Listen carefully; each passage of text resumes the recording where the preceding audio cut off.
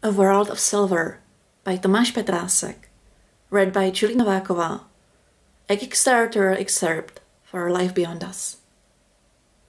"You wait here, understand?" she told the thing, speaking very loud. "I go for help." It felt weird, speaking to it. Stupid. Even if it was more than an animal, it didn't understand her. Yet it was alive, depending on the definition of the term, of course. And leaving it there to die somehow required an excuse. As she turned away, the thing made an alien sound, something between a screech of nails on metal and heavily abused bagpipes. Kat understood about as little as the alien could make from her own speech. As she looked back, the thing started to gesticulate wildly. It was desperately trying to point at a particular spot, using one appendage after another in hope she would understand.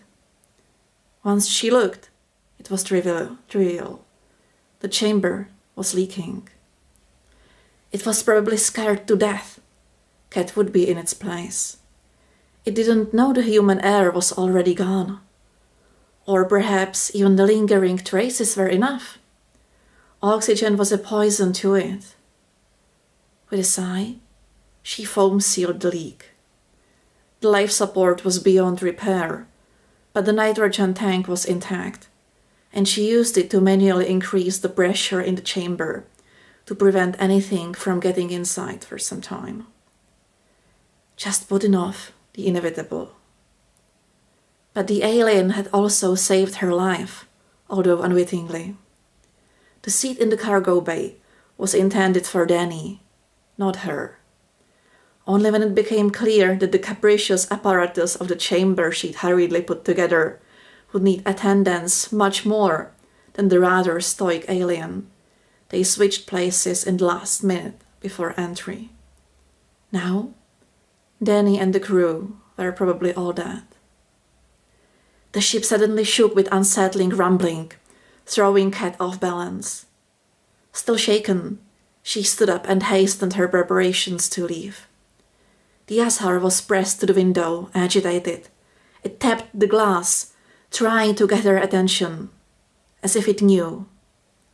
Perhaps it did. "I'm sorry," she said, more to herself, packing her stuff. And sorry she was. She realized what the thing must feel. Lost in an alien world, far from home, left to die in a small leaky box, surrounded by certain death. She wondered how long it would last. It wouldn't mind the oxygen-free atmosphere. It may even like the cold. The pressure was okay enough. The gravity was not that much different from its home world. No methane for it to breathe, but she remembered it was nothing like oxygen for humans. Taken all together, this world wasn't any more hostile for the alien than it was for her. Kat shook her head. She didn't quite like where this line of thinking was leading.